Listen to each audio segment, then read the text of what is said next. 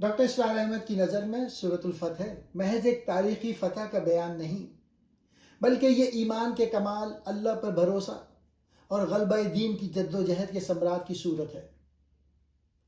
Doctor صاحب اس سورہ کو صلح حدیبیہ کے تناظر میں بیان کرتے ہیں، جسے اللہ نے فتح مبین، کھلی فتح قرار دیا۔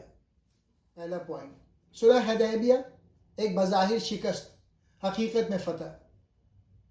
ڈاکٹر صاحب فرماتے ہیں کہ جب یہ سورہ نازل ہوئی تو صحابہ کرام صلح کی شرائط کی وجہ سے غمزدہ تھے، کیونکہ وہ بظاہر دب کر کی گئی تھیں۔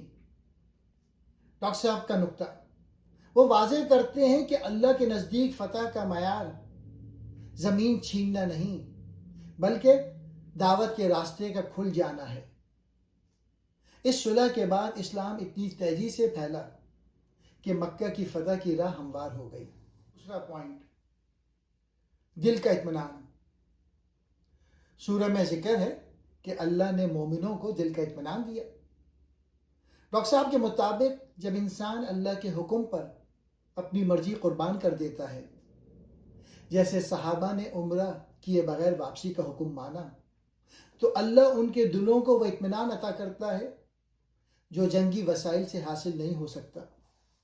تیسرا پوائنٹ، بیعت رضوان اور وفاداری، آیت 10۔ ڈاکٹر صاحب اس آیت پہ بہت زور دیتے ہیں۔ بے شک جو لوگ آپ سے بیعت کر رہے ہیں وہ اللہ سے بیعت کر رہے ہیں، ان کے ہاتھوں پر اللہ کا ہاتھ ہے۔ تنظیمی سبب، ڈاکٹر صاحب اسے اسلامی تحریک کے لیے سماع و طاعت، سننا اور ماننا کا اصول قرار دیتے ہیں۔ وہ فرماتے ہیں کہ امیر کی اطاعت دراصل اللہ کی اطاعت کا تسلسل ہے۔ چوتھا پوائنٹ، کلمہ تقوی اور غیرت جاہلیہ۔